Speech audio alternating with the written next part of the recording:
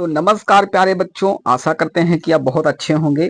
और देखिए आज का जो ये चैप्टर है बहुत ही महत्वपूर्ण है। और देखिए एक बार हम इसको बुक से पढ़ा चुके हैं इस चैप्टर को।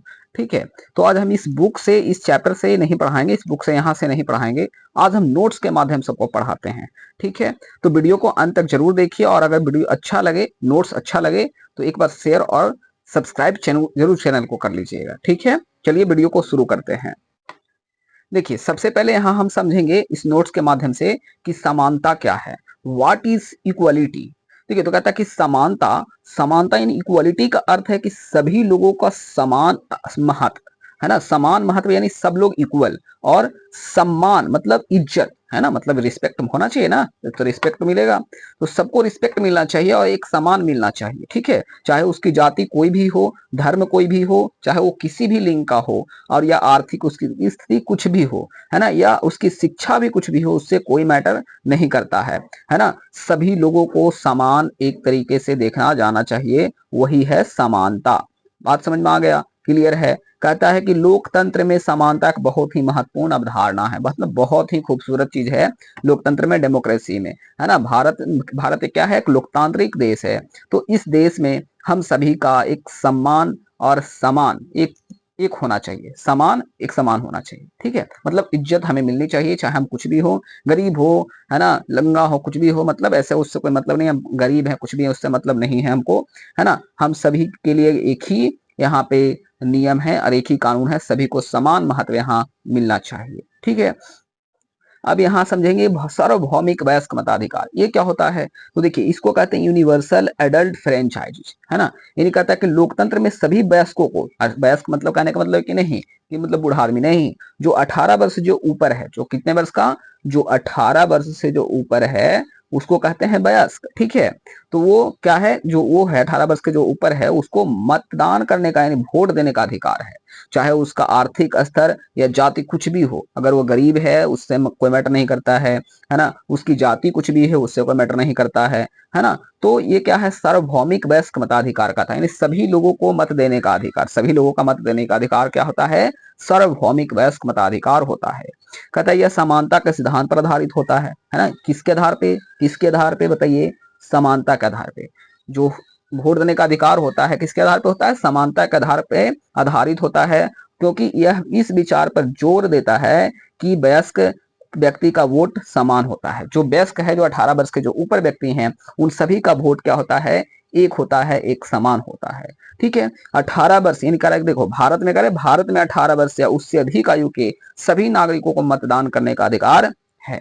बात समझ में आ गया, है ना। जो भी भारत में 18 वर्ष के हैं, 18 वर्ष हो गया आपका, तो आप वोट दे सकते हैं, है ना। अपना मत दे करके एक कोई किसी भी अपने रिप्रेजेंटेटिव को चुन सकते हैं, आपको पूरा का पूरा अधिकार है।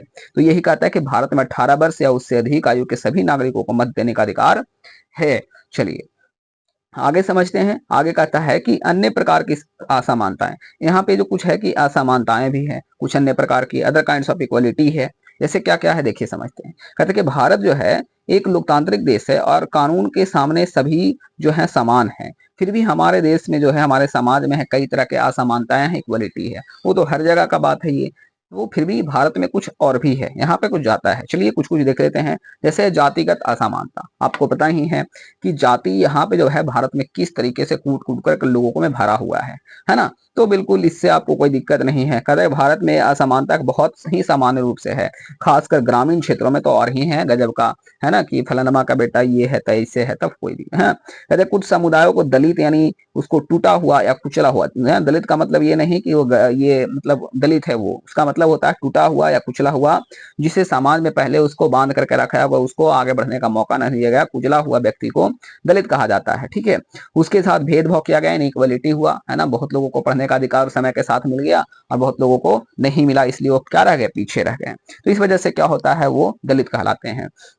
जैसे एक उदाहरण के तौर पे यहाँ बताया गया है कि जो यहाँ पे ओम प्रकाश वाल्मीकि हैं, और ओम प्रकाश वाल्मीकि की जो किताब में दिए गए हैं कहानी, उसको आपको पढ़ लेना है। कहानी है इनकी ओम प्रकाश वाल्मीकि की। कहते हैं उनकी कथा में जो है जूठन से है, जूठन से है, मतलब जूठन मतलब खाने होने से है कि खाते हैं तो उसको खाने के दौरान उसको से बिहेवियर अलग किया जाता है, उनके साथ अनइक्वलिटी असमानता को दिखाता है। कहते हैं कि जहां उन्हें स्कूल में झाड़ू लगाने के लिए कहा गया था और उन्हें अन्य बच्चों से अलग बैठने के लिए कहा गया था, है ना, ओम प्रकाश वाल्मीकि को। तो यहाँ पे क्या दिखा रहा है, यहाँ पे दर्शा रहा है कि यहाँ पे इनइक्वलिटी हुई है।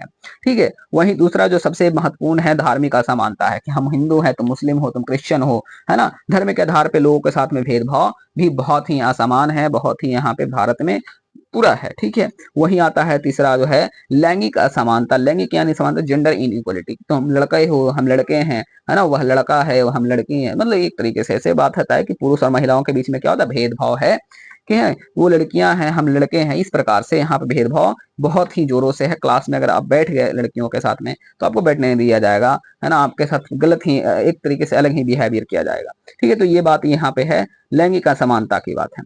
उसके बाद भी आर्थिक असमानता आता है, यानी इकोनॉमिक इनइक्वलिटी। अगर पैसे से आप नहीं अगर बलबूते हैं, आप गरीब हैं, तब भी आपके साथ क्या किया जाएगा, आपके साथ असमानता का बिहेवियर किया जाएगा। कहता है कि आय और धन के आधार पर भेदभाव। ठीक है, मतलब आय अगर आपके पास नहीं है, धन नहीं है, तब भी आपके साथ भेदभाव किया जाएगा। गरीब लोगों को अक्सर सार्वजनिक स्थानों पर समान सम्मान नहीं मिलता है ना। इसको बात देख लीजिए, जो गरीब लोग हैं उनको सार्वजनिक स्थानों पर क्या मिलता है, वहां पे अगर आप 10 गो अगर व्यक्ति है, अमीर आदमी, तो वहां पे आप नहीं जा सकते हैं, गरीब हैं तो, है ना, आपको इज्जत नहीं मिलेगा, समान जो है सम्मान नहीं मिलेगा, इक्वलिटी नहीं मिलेगा आपको।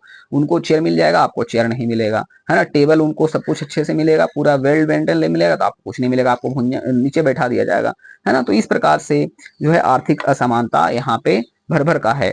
आगे आता है व्यक्तिगत गरिमा का उल्लंघन भी, वायलेशन ऑफ पर्सन डिग्निटी, किसी के डिग्निटी को ठेस पहुंचाना।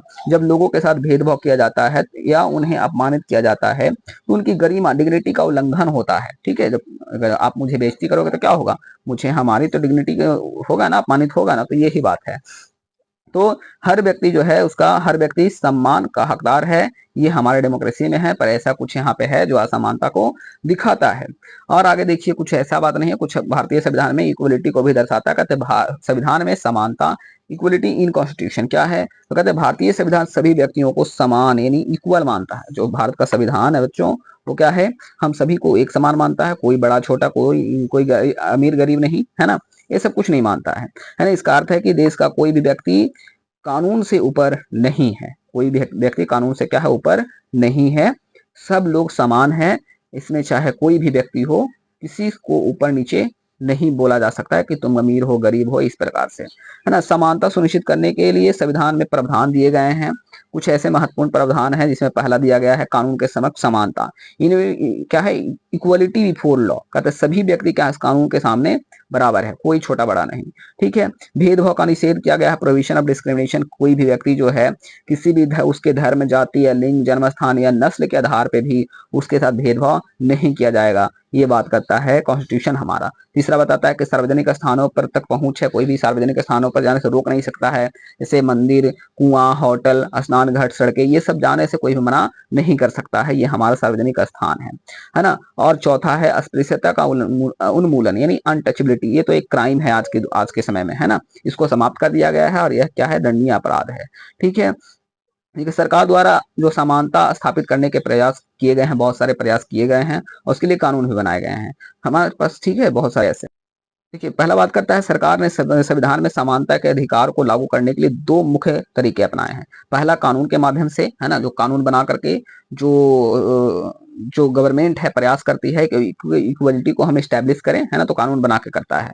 इसमें कहा जाता है कि सरकार ने कई कानून बनाए जो समानता के अधिकार को लागू करते हैं। बहुत सारे ऐसे सरकार कानून बनाते रहती है, जैसे लाते रहती है, जैसे SC/ST एक्ट है ना। और अगर बात करें तो डिस्क्रिमिनेशन के ऊपर भी बहुत सारे एक्ट्स हैं, महिलाओं को सुरक्षित करने के लिए एक्ट्स हैं, जैसे आप वुमेन एक्ट्स बोल सकते हैं, है ना, डॉरी प्रोहिबिशन एक्ट बोल सकते हैं। बहुत सारे ऐसे एक्ट्स हैं जो सरकार लाते रहती है। जैसे यहाँ पे देखिए, उदाहरण के तौर पे कहता है कि नागरिक अधिकार अधिनियम 1955 यानी सिविल राइट्स एक्ट, है ना, 1955, ये एक लाया गया है। ह्यूमन राइट्स एक्ट है, बहुत सारे एक्ट्स इतने हैं कि लोगों को उसके इक्वलिटी को बचाने के लिए बहुत सारे सरकार ऐसे पुराने बहुत सारे ऐसे लॉ को लागू करते रहती है। हालांकि यह एक पुराना कानून है और यह अस्पृश्यता के खिलाफ बनाया गया था, है ना, मतलब ये डिस्क्रिमिनेशन के खिलाफ इसको बनाया गया था कि डिस्क्रिमिनेशन नहीं हो, है ना, सभी को एक अधिकार मिले सिविल राइट्स के लिए नागरिक का अधिकार मिले, इसके लिए बनाया गया था। ठीक है, वहीं दूसरा तरीके से जो सरकार है वो अपने इक्वलिटी लाती है, वो है सरकारी योजनाओं और कार्यक्रमों के माध्यम से। जैसे बहुत सारे लोगों को जो गरीब हैं, है ना, उसको सरकार क्या करती है, उसको बेनिफिट देती है, उसको छूट देती है ना। इस प्रकार से सरकार ने कई योजनाओं और कार्यक्रम शुरू किए, है ना, ताकि वंचित समुदायों के जीवन में सुधार लाया जा सके। ठीक है, बात समझ में आ गया, है ना। तो मुख्य धारा में लाया जा सकता है, इसलिए सरकार जो है उनको बेनिफिट देती है, चावल देती है, पैसे देती है, इस प्रकार से। देखिए जैसे यहाँ पे एक उदाहरण है मध्याह्न भोजन योजना, मिड डे मील स्कीम, है ना। ये लाया गया, क्यों लाया गया? तो ये लाया गया ताकि जो गरीब बच्चे हैं उसको खाना मिल सके, है ना। जो गरीब महिलाएं हैं वो रोज घर पर जाकर चली जाती थी बच्चों को खाना खिलाने के लिए, तो उससे काम में उनको इफेक्ट करता था, है ना, जो कि आप बुक में आपको बताया गया है ना। अगर वो वीडियो आप नहीं देखे हैं तो जाकर के देख सकते हैं। ठीक है, आगे कहता है कि यह योजना सबसे पहले तमिलनाडु में शुरू की गई थी। कहाँ की गई थी? मिड डे मील जो है योजना कहाँ शुरू गई थी सबसे पहले? तो सबसे पहले ये किया गया था तमिलनाडु राज्य में, है ना। इसके तहत सरकारी स्कूलों में सभी बच्चों को दोपहर का भोजन प्रदान करना था, ये था, है ना। इसका लाभ क्या हुआ था? गरीब बच्चों को स्कूल जाने और भोजन प्राप्त करने के लिए प्रोत्साहित किया गया।